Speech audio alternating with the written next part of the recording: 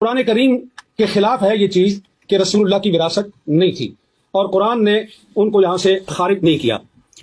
اب حضرت ابو بکر رضی اللہ عنہ نے حضرت فاطمہ کے کلیم کو رد کرنے کے لیے جو روایت پیش کی، بخاری میں بھی ہے، مسلم میں بھی ہے، دوسری تمام شیعہ کتابوں میں بھی ہے اور سنی کتابوں میں بھی، اس کے اندر 3 پوائنٹ ہیں۔ ابھی دونوں علماء نے، دونوں اسکالرز نے وہ حدیث پیش کی ہے، میں اس کی تفصیل میں نہیں جاؤں گا، وقت کم ہے۔ اس کے 3 اجزاء ہیں۔ پہلا جز یہ ہے کہ انبیاء کسی کے وارث نہیں ہوتے، یعنی وہ اپنے والدین کی وراثت نہیں لیتے۔ دوسرا پوائنٹ یہ ہے کہ انبیاء کی وراثت نہیں ہوتی، ان کا کوئی رشتہ دار اور ان کے کوئی قریبی جو ہیں عزیز، وہ ان کی وراثت نہیں لے سکتے۔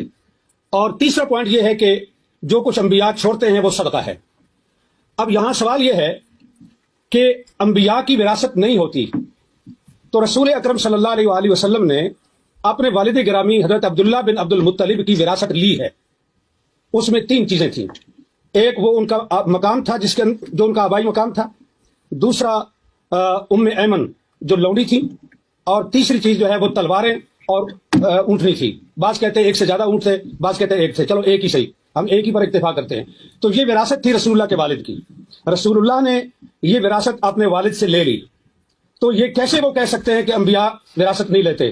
آپ بچپن میں وراثت لے چکے اور نبوت ملنے کے بعد آپ نے کہا ہم کسی کے وارث نہیں ہوتے۔ یہ دونوں باتیں ایک دوسرے کے متضاد ہیں، یہ قول اور یہ عمل، یہ دونوں ایک دوسرے کے خلاف ہیں۔ تو رسول اللہ نے اپنے والد کی وراثت لی ہے، لہذا یہ بات درست نہیں کہ انبیاء کسی کے وارث نہیں ہوتے۔ دوسری چیز ہے کہ انبیاء کی اولاد جو ہے اس کی کوئی وارث نہیں ہوتی، وہ وارث نہیں ہوتی، تو وہ وارث سلیمان و داؤد۔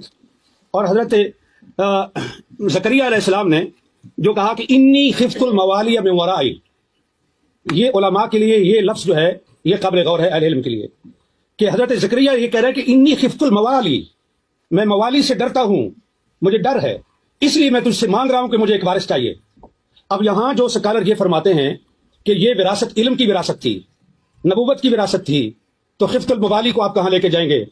کیا حضرت زکریا کو اپنے موالی سے یہ ڈر تھا کہ وہ میرا علم چھین لیں گے، میری نبوت چھین لیں گے؟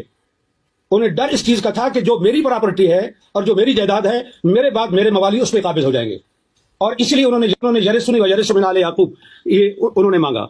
اور اسی چیز کو حضرت فاطمہ نے حضرت ابو بکر کے سامنے یہ وہ صحیح معنوں میں موالی تھے، ہماری پنجابی زبان میں موالی کہتے ہیں، موالی لو۔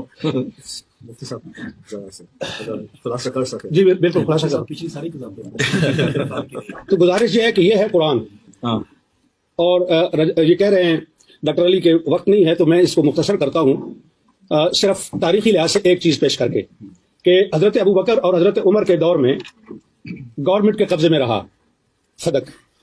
حضرت عثمان نے سارا مروان کو بخش دیا۔ اگر مسلمانوں کی پراپرٹی تھی تو تیسرے خلیفہ کو یہ حق کس طرح تھا کہ وہ مروان بن الحکم کو سارا دے دے؟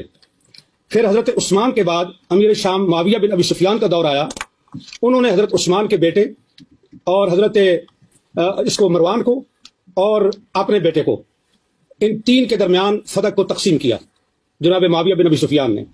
عمر بن عبدالعزیز آئے، انہوں نے اور پھر مروان نے یہ جائیداد وراثت کے طور پر اس کی اولاد کو پہنچی، عبدالعزیز بن مروان کو، اور اس کے ذریعے سے حضرت عمر بن عبدالعزیز تک پہنچی۔ عمر بن عبدالعزیز نے سارا فتح جو ہے وہ اولاد فاطمہ کو واپس کیا، یہ کہہ کر کے کہ یہ ان کا حق ہے، ان کے ساتھ زیادتی ہوئی ہے۔ اب سوال یہ ہے کہ فیصلہ حضرت ابو بکر کا درست تھا، فیصلہ حضرت عثمان کا درست تھا، فیصلہ عمر بن عبدالعزیز کا درست تھا، اور اس کے بعد کی تاریخ انہوں نے بتا دی، یہ مامون الرشید تک پہنچتا ہے، اور مامون کے بعد پھر حکومت کے قبضے میں آیا، اور پھر آج تک بنو فاطمہ کو وہ واپس نہیں مل سکا۔ تو یہاں میرا پوائنٹ یہ ہے کہ یہ جو حدیث پیش کی جاتی ہے یہ قرآن کے خلاف ہے۔ اہل سنت کے محدثین کے اصول کے مطابق قرآن پر پیش کرو، درایت پر پیش کرو، اگر اس لحاظ سے روایت ٹھیک ہے تو قبول کی جائے گی، ورنہ اس کو رد کیا جائے گا۔